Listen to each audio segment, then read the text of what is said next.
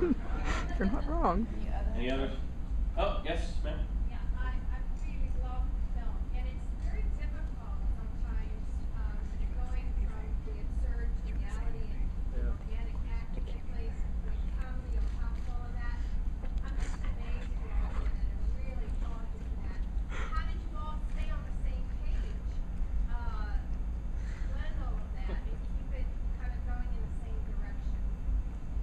Well, look, she was, I don't know if you could all hear, she was just talking about how the consistency of tone, how we were able to like keep the realness but also keep the absurdity and not be kind of too much in one direction or the other.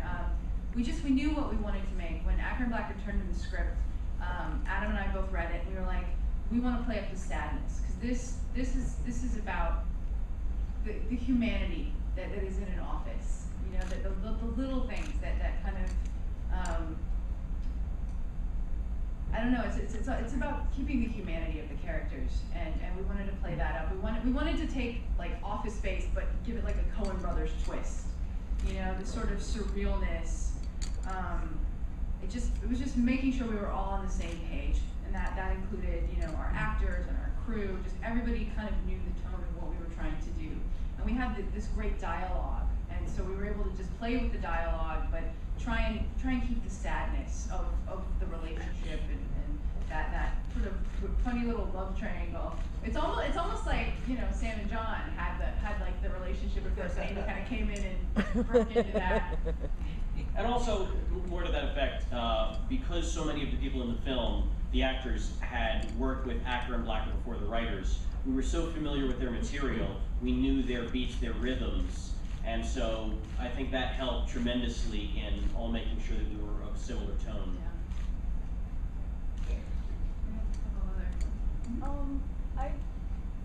I did a quick look at your IMDb list, and I saw that a lot of films that you're usually writing or directing, you're usually in, Amber. Why didn't you want to be in this one? Yeah, why not? You know, watching Angela Bettis, who plays Amy, I'm like, that's real acting. Like, I love acting, but like, and I'm a good actor, but like, she's amazing. Like, I couldn't have done what she did, but like, it served the film better to have Angela involved, because she's just so wonderful. She really does. Like that moment at the end when there's like silence and she's like changed the database back. Like, there's that moment when I'm like, she's amazing. I'm riveted by her, you know? And to throw her in with you and John, who, you know, she had a ball because she never gets to do comedy. She does all these very dark things. And to like throw her into this funny comedy and just say, okay, go, have fun. I think she had so much fun. She was incredible. And to that end, how many days before we began shooting did you hire her? Oh. One Whoa. day. Wow. Yeah, we had originally cast another actress and we lost her to Californication. Not the show, just the.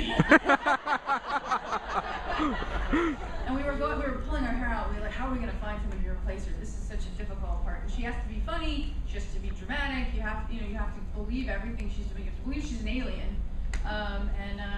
We were big fans of Angela, and we sent her the script off on the fly. We're like, please, please, please, if you in the least bit connect to this, come down to Baton Rouge. And she read it, and she's like, I want to be there. We got really lucky.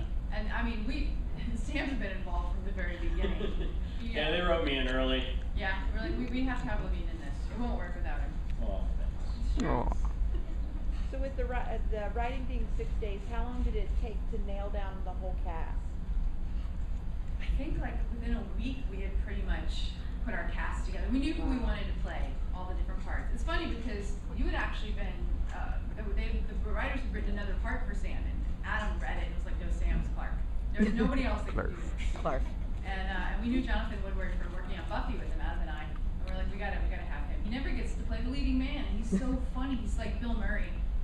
We showed Yes, we all said he that. has this very early Bill Murray-esque sort of quality. But we showed Jordan Kessler, the executive producer, this weird YouTube video of Jonathan.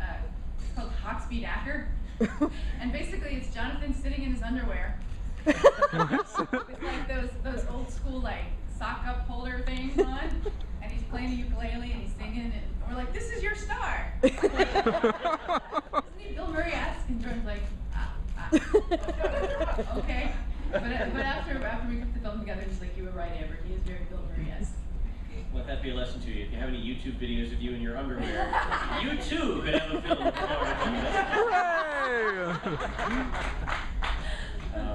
Yep.